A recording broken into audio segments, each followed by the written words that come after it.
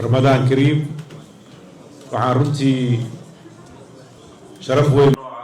maanta oo Ramadaan ah inaan kulankan halka ku qabanayno ahmiyadda uu leeyahay darteed waxaan filayaa in mas'uuliyiintii iga horeeyay ay dhammaan ka hadleen faahfaahinta iyo ujeedada shirkan iyo marxaladda dalka maray waxaa sidoo kale lagu soo koobay warmurtiyeedkii ka soo baxay shirkan oo runtii diiradda saarayay sidii dalka uu uga badbaadi lahaa xaalad halis ah oo uu qarka u saaray golaha mustaqbalka muddadii u dambeysay waxay ku dadaalayeen sidii dalkan mar labaad uusan waddada uga weecan xaqiiqada dadka halka fadhiya way og yihiin dowladda uu hogaamiyo madaxweyne xasan sheekh maxamed ku takrifalka sharciga iyo ka leexashada waddadu way la kowsatay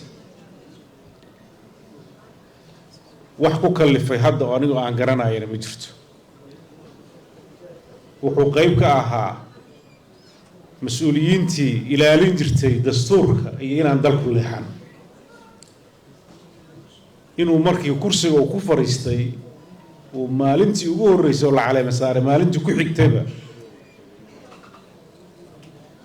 uu soo bandhigo hanaan aan suuragal ahayn dalkan in loo dhaqaajiyo aan wada tashi ku dhisnayn runtii ma rabo waqtigoo yar wax badan oon ogahay inaan halka ka sheego laakiin waxaa inii sheegayaa doodda iyo dariiqa uu ku socdo inuu la kowsaday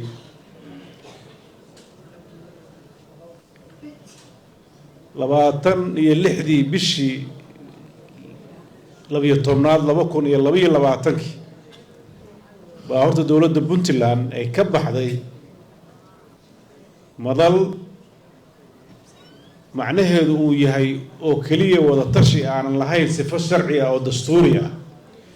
laakiin maadaama ay ka kooban tahay mas'uuliyiinta labada heer marxaladda dalka uu marayana ay tahay nidaam dowlad bis ah inay talo ku yeeshaan uu u bedelay hay-ad rabta in iyadu masiirka ummadda keligeed go'aamiso oo qorshahaas uu saldhig uga dhigay wax ka bedelka dastuurka midaynta maxaa la yiraahdaa doorashooyinka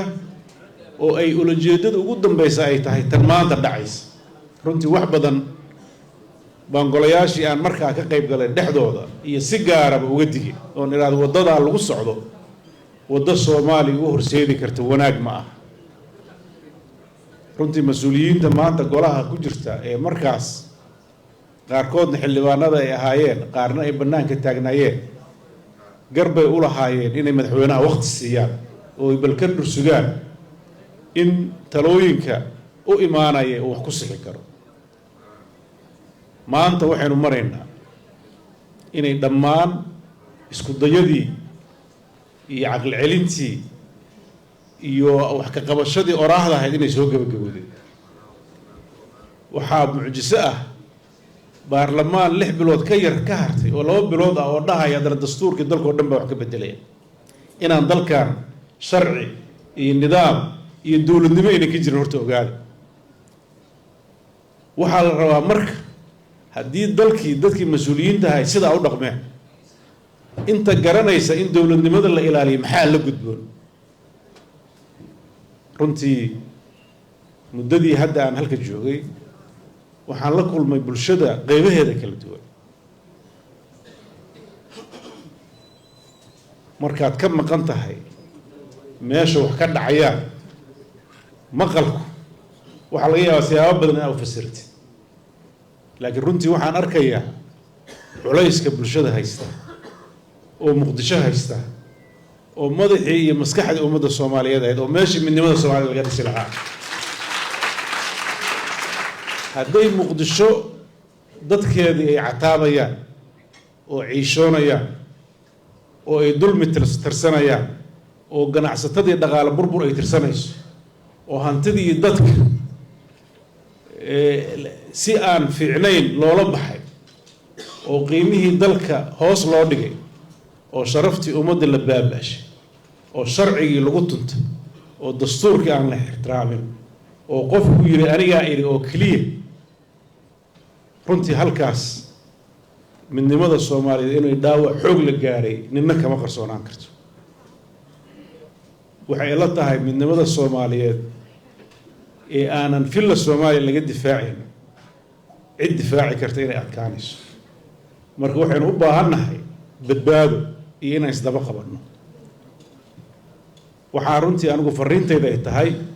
cid kasta oo damiir leh oo Soomaaliya marxaladda maanta la marayo waxba dib ha u dhigan wax kasta oo aad awoodid hadday hadal tahay hadday toosin tahay hadday go'aan tahay maxaa yeelay dadka go'aanka leh maaha dadka hadda kuraasta ku fadhiya kaliya culimada go'aan leh odayaasha dhaqanka go'aan leh haweenka go'aan leh ganacsatada go'aan leh bulsho badan oo go'aan leh baa jirta oo ummadan jihayn karta oo waxa khaldan ka qaban karta oo aqoonyahanka kelmadiisa leh waxaynu u baahannahay oo meediyaha iska leh cid kasta oo awood u leh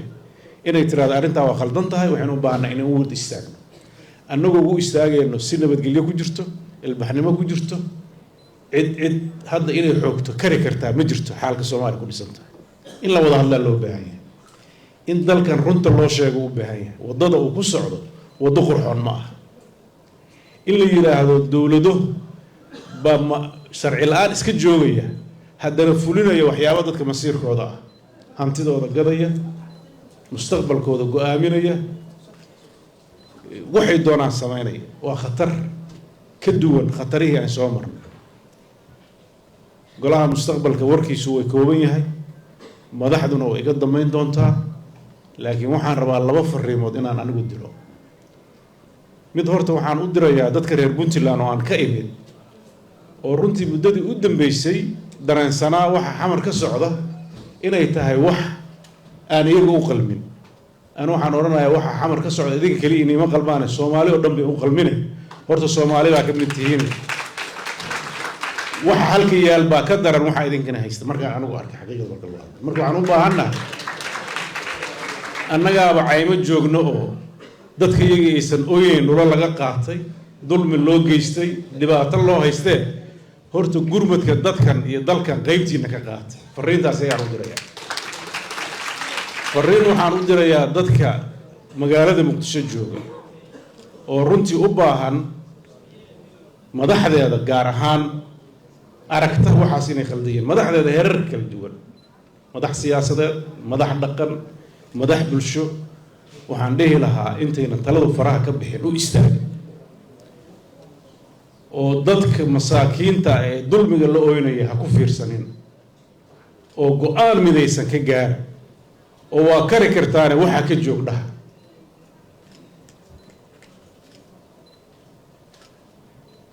madaxweyne xasan sheekh wuxuu fadhiyaa horta gurigii ummadda kursigii dawladda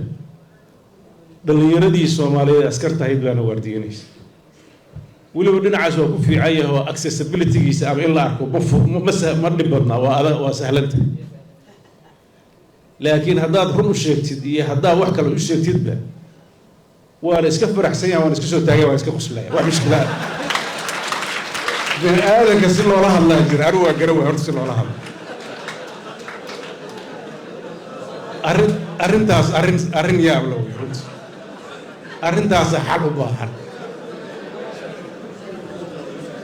Sheekh Shariif iyo Cabdiqaadir Cusable shalay waxay yiraahdeen war wax kasta ku duunay bal hoos ba ugu dhigeynaa waa la soo tolnimo hadlayna waxba waa ka soo naas cadaan waay أنا وحي لطه horta hadal damo loogu tagaa la iska daay waqti uu dhuminaya hadalka waxa wax ku qaata qofku hadduu ku talagalo horta inuu waxa kan sameeyo si karo looga joojiyo ma ahan jawaab ku talagal marka qofku wuxuu aqoon baa laga waaniyaa ama wax si qaldan ugu galo laakiin niyadu ay fiican tahay laakiin waxa bareerka ah maanta hadda ka hadlaysid si wax loo qabto waa adagta buurtaas madaxweyne xasan uu baa naga xigay dadka kale waqti ha ku gumarin horta isagii waa ninka aan sheegay talay u baahan tahay marka talada ay u baahan tahay waxa weeye golaha mustaqbalkana sida la sheegay wuxuu leeyahay qorshihiisa uu qayb uga qaadanayo inuu dadaaladaas uu qaybtiisa qaato weliba hogaaminteeda uu qaato intii karaarkiisa idinkana waxaan iga rajaynayaa oo ugu horeeyaan xildhibaanada labada aqal iyo inta kaloo siyaasiyiinta ah inaynu la nimaano qorshe aan bulshada Soomaaliyeed la hortagno oo nidhaahno war waxaan 1 2 3 baynu qabanayn waxaan u baahannahay horta isteediyada haalin gumbe ka tolataa la yiraahdaa Soomaaliya waa laba heer dawladda federaalka inta la gaarin heerka koowaad oo ah heerarka state-ka ba sharcigii ka maqan yahay kan dhowr bilood baa u haray iyo 45 iyo waaba wax kale horta taas aan go'aan ka wada qaadano hal yiraahdo doorashadii ha gasho sida sharciga iyo dastuurka ku yahay ha ku gasho beer la xawsi qof iyo codka ah way garanaysaan hadda inaan ku celiyay mar rabo mowqifka uu ka qaatay markii Puntland sameeynaysan waa garanaysaan mar mareynay guddigii galmudug ee xalimeeyay hogaaminaysa wuxuu ka yeelay waad garanaysaan mar mareynay marka horta halka uma socdo hadduu u socdana hadda maba ahaba oo de 2 bilood baa u haray aniga waxa ila tahay go'aanka aan qaadano dalkan aan doorasho gelino suuragal ah oo heshiis lagu yahay doorashooyinku waxay soo ururiyaan nidaamka dib u heshiisiinta ayay muftaax u yihiin oo haddii doorasho la galo rajaa la fishaa ilaahayna waxaan ka baryayaa rajadii ayaantii hore ka mid ah inaysan noqon oo xasan oo kaleeto ummadaan ugu soo noqon ilaahayna waxaan rajaynaynaa dadkaan u danqanayo inuu ilaahay u idmo sida waa dhibtoodeen dadka horta runtii hadda annaga waxaa ceeb nagu ah in waxaan sheegnaa baan garan la'aanaa runtii ma walla hadli karna bulshadii haddii maalin walba hebel baa musharaxaya kan iyo dadkiina sidaa loola dhaqmayo wallaahi in dowladnimada la nacaabo halis loo yahay nin hadda xoog gaara kumalo nin walba waa iska noolaan jiray halka ayaa la isku celinin oo qof walba danihiisa ka shaqaysan ama degaan ha ahaato ama dan kale ha ahaato dad heerkaas yaan la gaarin waxa kan wax adag baa laga soo maray dad badan baa waqti ku baxshay dhidid ku baxshay dhaqaale ku baxshay maaragtay energy badan ku bixiyay dhowr qof oo dana leh yaanan xishoon halna waa inaga digaya qabyaalad araggaas noo yeeshay waqti haysaga dhuminina min jeclaysina waqti haysaga dhuminina xoolaha laysiiyena waqti haysaga dhuminina xooluhu haddii dalkan burbur ka dhaco xooluhu maxay tarayaan markii burburku dalka ka dhacay soo daarihiisay u ekaayeen maynanu arag warshadihiisay noqdeen soo lama arag dowladnimadiisay noqdeen soo lama arag sharciga ha la ilaaliyo dastuurkuna waa kow dastuur ka socda dowladda federaalka labadeeda aqal ma jiro Puntland qayb kama aha Jubbaland hadda qayb kama aha isteedyada kalena qayb kama aha laakiin duruuf baa ku haysa anigu aan fahmayo duruuftaas dadkiina ka saari kara dadka isteedyada ka soo jeeda ayay halka u badiyay dadka maanta jooga war dadkiina iyo madaxdiina garab istaago dhiirigeliya oo runta u sheega oo xaqiiqada ku garab siiya waxaan rajaynayaa ilaahay idankiis bisha Ramadaan darteed ilaahay inuu ummadan dhibka haysto ka saaro abaaraha oo ilaahay uu ka khafiifiyo dowladnimada ilaahay inuu u xoojiyo midnimadooda inuu xoojiyo xasadka iyo xaqdiga iyo waxa dhexdooda ku jira ilaahay uu ka saaro runtii dhibaato adag baa bulshadaan haysata waxaan u baahannahay innaga inuu iscafino ummadana u duceeyno si hagaagsan aan u hogaamino xaaladda dalka meesha uu marayo runtii dhayalsi ma leh